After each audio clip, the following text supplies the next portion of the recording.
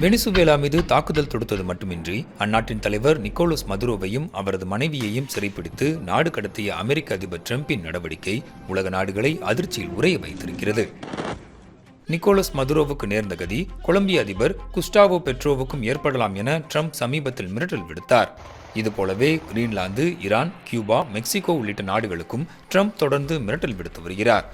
அப்படியெனில் ட்ரம்பின் அடுத்த குறி என்ன? வெனிசுவேலாவை போன்றே பிற நாடுகளுக்குள் படைகளை அனுப்பி அச்சுறுத்துவாரா ட்ரம்ப்? வடக்கு மற்றும் தெற்கு அமெரிக்க கண்டங்களை உள்ளடக்கிய மேற்கு அரைக்கோளத்தில் அமெரிக்காவின் ஆதிக்கத்தை நிலைநாட்டுவதில் ட்ரம்ப் உறுதியாக இருப்பதாக அரசியல் ஆய்வாளர்கள் கூறுகின்றனர்.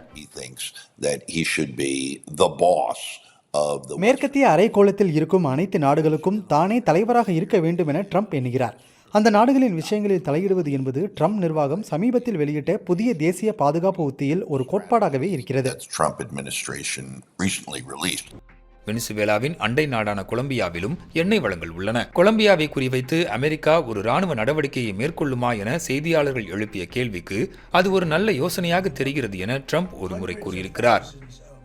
மெக்சிகோவிலும் போதைப்பொருள் நடமாட்டம் அதிகரித்துள்ளதாக பேசிய ட்ரம்ப், அமெரிக்கா மெக்சிகோவிலும் ஏதேனும் செய்ய வேண்டியிருக்கும் என தெரிவித்தது அந்நாட்டிலும் பதற்றத்தை ஏற்படுத்தியது.